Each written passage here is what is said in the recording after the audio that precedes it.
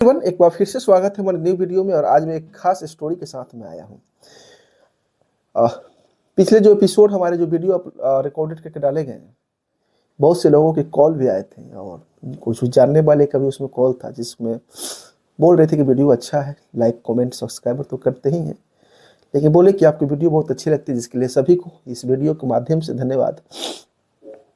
और मेरा थोड़ा सा तबीयत ठीक नहीं है, इसलिए मैं थोड़ी सी आवाज़ में थोड़ी सा प्रॉब्लम हो सकता है आपको सुनने में, लेकिन फिर जो कहानी के सिलसिला है मैं उसको कंटिन्यू रखता हूँ। कुछ दिन पहले आपको याद होगा कि एक स्टेशन, भूतिया रेलवे स्टेशन के बारे में आपको बताया था, बैगुन कोडार, आप लोग सुने भी होंगे। ये स्टेशन को मतलब भारतीय रेल की तरफ से हॉरर स्टेशन साबित किया गया। आप इसके पेपर वगैरह सब है, आप अगर गूगल पे जाके सर्च करते हैं बैगुन कोडार तो आपको इसके बारे में लगभग जानकारी मिल जाएगी। ठीक इसी तरह एक घटना होता है आज से 113 साल पहले, यानी आज 2024 चल रहा है और 1911 की बात है। 113 साल पहले ये घटना होता है इटली में। और इटली में घटना होने के बाद स्टोरी बहुत गजब है।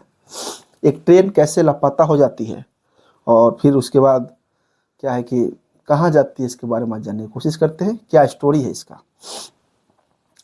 इटली की एक कंपनी होती है, जेनेटिक इसका नाम होता है। जेनेटिक कंपनी ट्रेन के डब्बे बनाती है।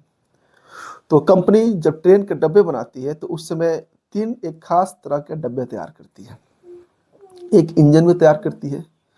ये इंजन डब्बे कंप्लीट तैयार करके वो इटली रेलवे को देती है और बोलती है कि सब कुछ रेडी हो चुका है। जेनेटिक कंपनी बताती है अब इसका ट्रायल करना है। ट्रायल करना है तो मेरी एक कंडीशन है, ये ट्रायल एक निश्चित समय सीमा, यहाँ से वहाँ तक निश्चित मतलब डेस्टिनेशन में करना है। यहाँ से ट्रेन चलेगी, वहाँ तक जाएगी, फिर रिटर्न आएगी। और इस बीच में जो इसमें 3 डब्बे लगे हुए हैं, लगभग 100 आदमी को इसमें बैठाना है और फिर उस 100 आदमी को खाने रहने पीने टोटल जो भी उनकी खातिरदारी होती है उसे उसमें अवेलेबल करना है। उस समय के हिसाब से जो जेनेटिक कंपनी जो इस रेलवे के बोगी को और इंजन को जो तैयार की थी, उस समय के हिसाब से मॉडर्न तरीका था। डेट फिक्स होता है कि इस दिन ट्रेन की ट्रायल होगी। जितने भी लोग थे वहाँ पे, कुछ वीआईपी लोग, उनको उस ट्रेन के डब्बे में 100 आदमी का लिस्ट बना के उसमें बैठाया जाता है। 100 पैसेंजर थे, रेलवे के 2 ड्राइवर थे और 4 रेलवे के अधिकारी थे। मतलब 100, 2 और 4 यानी 106 आदमी टोटल इस ट्रेन में बैठते हैं। और उनका समय भी होता है कि एक निश्चित समय जगह से लेकर निश्चित समय जगह तक जाना है, फिर मतलब एक सीमित मतलब डेस्टिनेशन में उनको जाना था और आना था।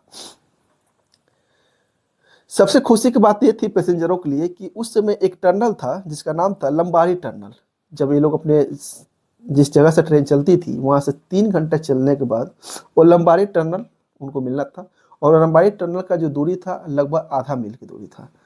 तो खुशी भी था, कुछ टनल से होकर पहली बार ट्रेन जा रही है, रेलवे लाइन है, नई कंपनी ट्रेन बनाई है। बहुत से लोग खुश थे, इस कारण से बैठे। अब रेलवे के पूरे अधिकारी बैठ गए, पैसेंजर बैठ गए, उनके लिए जो भी भोजन वगैरह जो भी व्यवस्था था रास्ते का पानी जल सब कुछ अवेलेबल कर दिया गया ट्रेन में। और ट्रेन अपने हिसाब से चल दी। जो जो रेलवे स्टेशन बीच में आते थे सभी को सिग्नल वगैरह सब कुछ कंप्लीट था। मतलब ट्रायल के रूप में ट्रेन चल दिया। ट्रेन तो चल दिया। चलने के बाद जब वो लंबारी टनल के पास जब ट्रेन पहुंचती है तो वहाँ के जो नज़दीकी स्टेशन था उसको भी पता चलता है कि ट्रेन अब टनल में जाने वाली है। और टनल के बाद जो स्टेशन था उसको भी पता था कि अब यहाँ से ट्रेन टनल में इन करेगी और यहाँ से निकलेगी ट्रेन। मतलब जो भी उस समय का जो कम्युनिकेशन जो था रेलवे का, अपने एकदम अपडेट थे। वैसा ही होता है, ट्रेन चलती है, उस टनल में प्रवेश करती है, लेकिन दुख की बात यह होती है वो ट्रेन उस टनल से नहीं निकलती है। कुछ समय बीतते हैं, 2 घंटा 2.5 घंटा होते हैं, ट्रेन की कोई पता नहीं, कोई कांटेक्ट नहीं हो रहा है। अब रेलवे के 2 4 5 अधिकारी, वहाँ के लोग जो भी थे, गेटमैन वगैरह उस समय के, सभी लोग टनल के अंदर जाते हैं, लेकिन टनल में ऐसा कुछ प्रूफ नहीं मिला जिससे ट्रेन यहाँ से क्रॉस की है या कुछ इस तरह का कुछ नहीं मिलता है। सभी लोगों को मतलब दिमाग खराब हो गया कि ट्रेन गया कहाँ। मीडिया में ये चीज़ छप गया, सभी लोग परेशान हुए कि अगर इतना बड़ा ट्रेन कहाँ गया, किसने इसको निगल लिया। उसके बाद इसको जांच पड़ताल होता है, लेकिन फाइनली इस चीज़ के बारे में कहीं जानकारी नहीं मिलती है कि टनल में ट्रेन तो गया लेकिन दूसरे छोर पर ट्रेन नहीं निकला। ठीक इससे कुछ दिन बाद समय बीतता जाता है। यहाँ जांच पड़ताल इन्वेस्टिगेशन सब कुछ होता है कि ट्रेन के बारे में सब कुछ पता किया जा रहा है, जांच एजेंसी या टीम में सब लगी हुई थी। लेकिन मैक्सिको में 2 आदमी आते हैं और बोलते हैं कि मैं इस ट्रेन में बैठा हुआ था और उनकी दिमागी स्थिति सही नहीं होती है, इसलिए उनको मेडिकल की ट्रीटमेंट की ज़रूरत है। तो जाते हैं तो बताते हैं कि मैं उस ट्रेन में बैठा हुआ था और बैठने के बाद इस तरह से हादसा हुआ। रेलवे उनसे मिलता है बोलता है कि तुम उस ट्रेन में जब बैठे थे तो और पैसेंजर कहाँ गए, ट्रेन कहाँ गई? तो बताया कि जिस तरह ही ट्रेन उस टनल में प्रवेश किया तो एक बहुत बड़ा जोर से आवाज़ आया। जब हम लोगों ने खिड़की के माध्यम से देखे तो फिर पता चला कि बहुत जोर से आवाज़ आ रहा है और पूरे उजला कलर का धुआं निकला उसमें से। 2 व्यक्ति ऐसे थे जो मैक्सिको में चीज़ बता रहे थे इटली रेलवे को।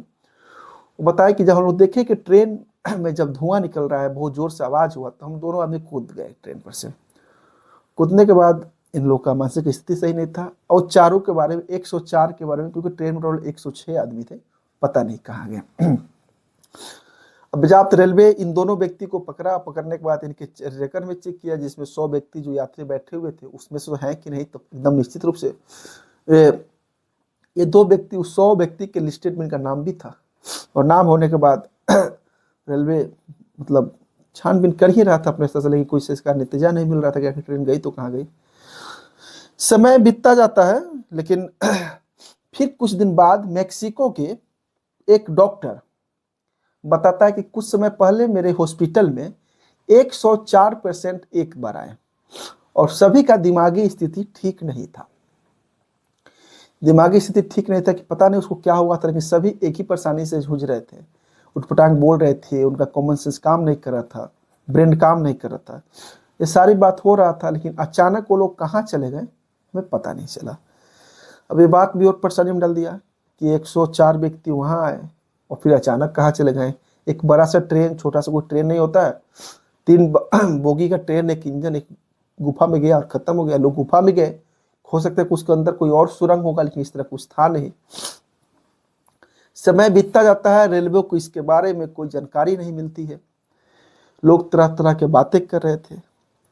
अब इस चीज़ को मीडिया में, प्रेस में, उस समय का जो कम्युनिकेशन था समाचार के माध्यम से लोग हल्ला हुआ कि एक ट्रेन इतना बड़ी लापता हो गया।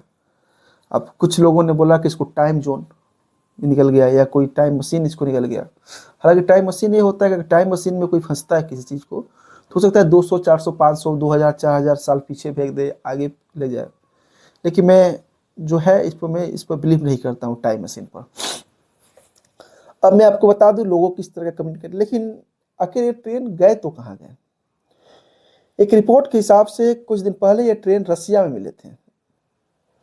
1840 में ये ट्रेन मैक्सिको में फिर दिखाई दिया। अब 1911 में जेनेटिक कंपनी ने इस ट्रेन को बनाया और हूबहू ट्रेन मैक्सिको में 1840 में दिखाई देता है। फिर कभी रोमानिया में ट्रेन दिखाई दिया, फिर कभी जर्मनी में ट्रेन दिखाई दिया, फिर कभी रसिया में ट्रेन दिखाई दिया। ये ट्रेन अलग अलग समय पर अलग अलग 40 साल 50 साल के अंतर पे ट्रेन कहीं ना कहीं दिखाई दिए। हूबहू लोग बताए इसको।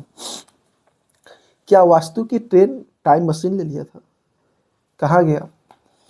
अब इस चीज़ की लोगों में बहुत अफवाह है और आज तक इसके बारे में इटली को कोई ठोस वजह और इसका ठोस रिजल्ट नहीं मिला कि ट्रेन आखिर गया तो कहाँ गया। ये कहानी थी, पता चला हमको तो मैं सोचा मैं आपको बता दूं। और मैक्सिमो बहुत से time travel, time zone, time machine जो होते हैं वो इस पर आप कितने हेलीकॉप्टर, कितने हवाई जहाज, कितने प्लेन, बहुत से चीज़ों को, मतलब पिछले कहानी में बताया था कि एक व्यक्ति एक एयरपोर्ट पे आ गया। एयरपोर्ट पे आने के बाद वो टोक्यो के एयरपोर्ट पे आ गया था और फिर वहाँ से अचानक लापता हो गया। बहुत से ऐसे स्टोरी है जो टाइम जोन के अंदर जो चीज़ हो गया घटना, उस चीज़ को फिर पाना मुश्किल हो जाता है। और जो आपके साथ है मैं शेयर किया हूँ, आशा होगा कि कहानी अगर आपको अच्छी लगती हो तो प्लीज़ आप इसको लाइक, सब्सक्राइब एंड सपोर्ट, और फेसबुक पर देख रहे हैं तो प्लीज़ फॉलो कर दीजिएगा। और बहुत से दोस्तों के फ्रेंड्सों का कॉल आया है कि ये स्टोरी आप बहुत अच्छे बताते हैं, जिसके लिए फिर से अगेन धन्यवाद सभी फ्रेंड को। और आने वाले समय में मैं कोशिश करूंगा कि ये सिलसिला आपके साथ बने रहे, एक संबंध, एक विश्वास, एक परिवार हम सब हो चुके हैं यहाँ पे। धन्यवाद।